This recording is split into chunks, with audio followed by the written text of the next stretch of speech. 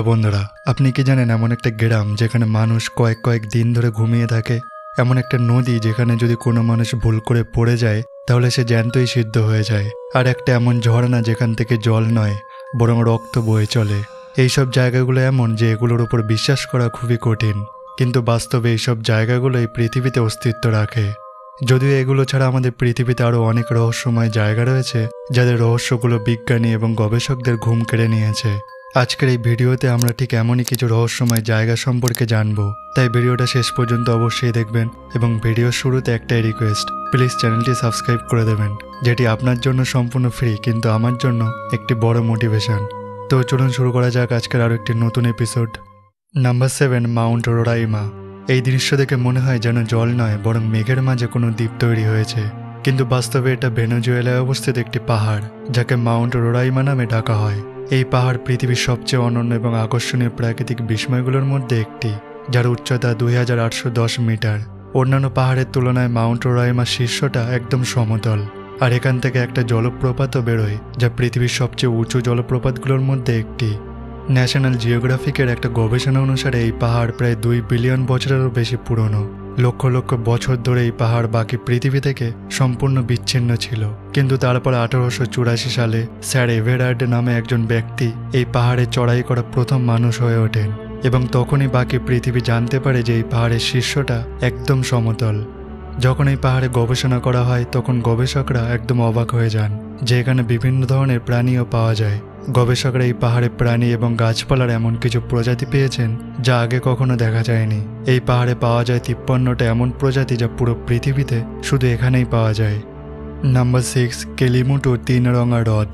ইন্দোনেশিয়ায় একটা দ্বীপ রয়েছে যাকে ফ্লোরেস নামে ডাকা হয়। সাধারণত এই দ্বীপটা খুবই সুন্দর এবং প্রতি বছর অনেক লোক এখানে ঘুরতে আসে, কিন্তু এই দ্বীপে 3টে এমন হ্রদ রয়েছে যা নিজেদের মধ্যে খুবই রহস্যময়। এই 3টে হ্রদ একসাথে একই জায়গায় অবস্থিত, কিন্তু তারপর এদের রং একে অপরের থেকে সম্পূর্ণ আলাদা।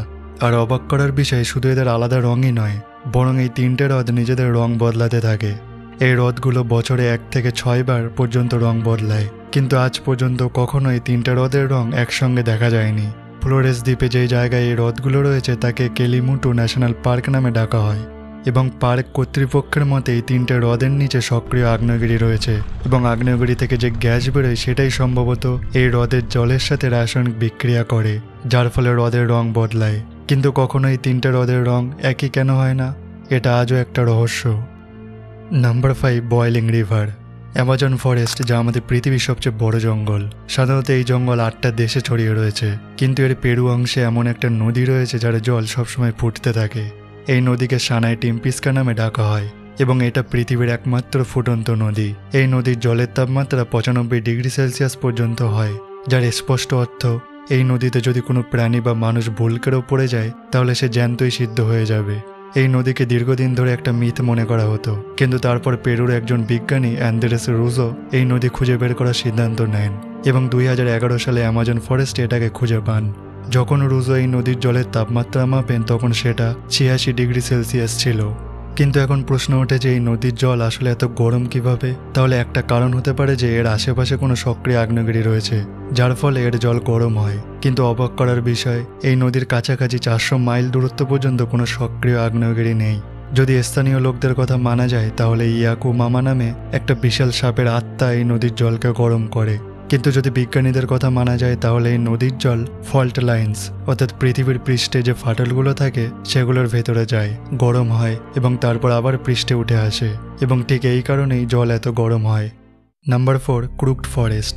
যেখানে পৃথিবীতে প্রায় সব গাছ মাটি থেকে উপরের দিকে সোজা ওঠে, সেখানে পোল্যান্ড দেশে এমন একটা জঙ্গল রয়েছে যেখানে সব গাছ বাঁকাভাবে ওঠে। এই জঙ্গলকে ক্রুকড ফরেস্ট নামে ডাকা হয়, যেখানে 400টিরও বেশি এমন গাছ রয়েছে যাদের মধ্যে 90 ডিগ্রির একটা তীক্ষ্ণ বাঁক দেখা যায়, কিন্তু তারপর হঠাৎ করে সেগুলো আবার ঘুরে সোজা হয়ে উঠতে শুরু করে।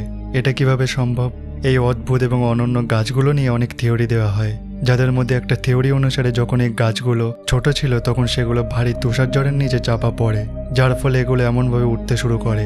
আর একটা থিওরি অনুসারে এই এলাকায় একটা গ্র্যাভিটেশনাল পুল রয়েছে, কিন্তু আরেকটা থিওরি বলে যে এগুলোকে এমনভাবে ওঠানোর জন্য মানুষই এই গাছগুলোর সাথে ছেড়খানি করেছে যাতে নৌকা এবং ফার্নিচার ইত্যাদি বানানোর জন্য এমন বাঁকা কাঠ পাওয়া যায়, এবং এই গাছগুলোর এমন আকৃতির জন্য ঠিক এই থিওরিটাকেই সবথেকে সঠিক ব্যাখ্যা বলে মনে করা হয়। Number 3, the sleeping city of Kalachi. কাজাখস্তানে একটা ছোট্ট গ্রাম রয়েছে যার নাম কালাচি। এই গ্রাম প্রথমবার খবরে আসে যখন 2013 সালে এখানকার লোকেরা এক অদ্ভুত রোগের শিকার হতে শুরু করে। এখানকার লোকেরা হাঁটতে হাঁটতে বা কোনো কাজ করতে করতে হঠাৎই ঘুমিয়ে পড়ে। অনেকে তো টানা 6 দিন ঘুমিয়ে থাকে এবং যখন তারা ঘুম থেকে ওঠে তখন তাদের কিছুই মনে থাকে না। এই ঘটনা শুধু 1-2 জনের সাথে নয়, বরং সময়ের সাথে সাথে বড় সংখ্যক লোক এই রোগের শিকার হতে থাকে। যখন এর উপর গবেষণা করা হয় তখন শুরুতে মনে করা হয় যে সম্ভবত এখানকার খাবার বা জলে কিছু এমন আছে যার ফলে লোকেরা এই রোগের শিকার হচ্ছে, কিন্তু তদন্তে সবকিছু স্বাভাবিক পাওয়া যায়।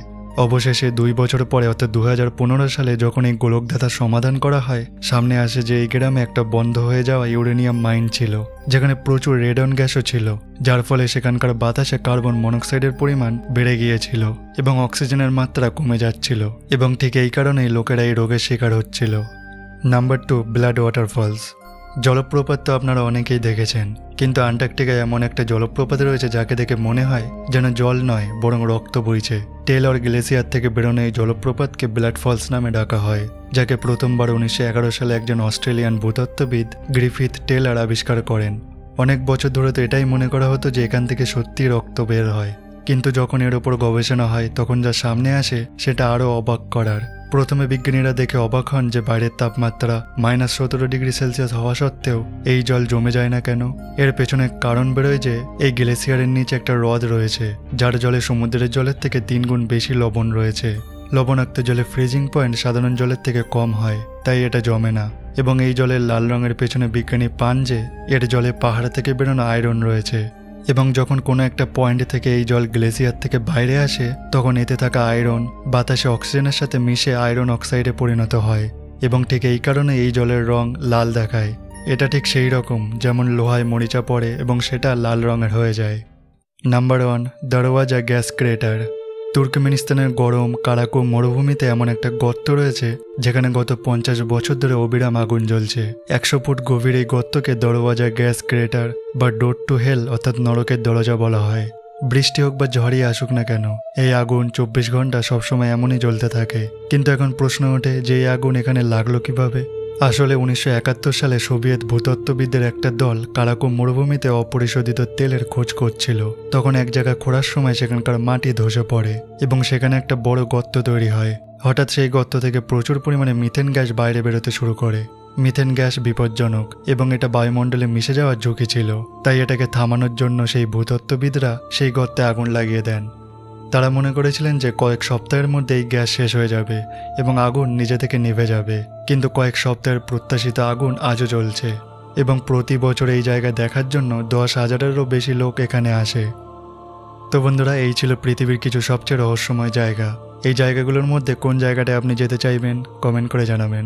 যদি ভিডিওটা পছন্দ হয়ে থাকে তাহলে প্লিজ ভিডিওটা লাইক করুন, শেয়ার করুন এবং চ্যানেলটা সাবস্ক্রাইব করতে ভুলবেন না। আবার দেখা হচ্ছে পরের এমনই একটি রোমাঞ্চকর ভিডিওতে।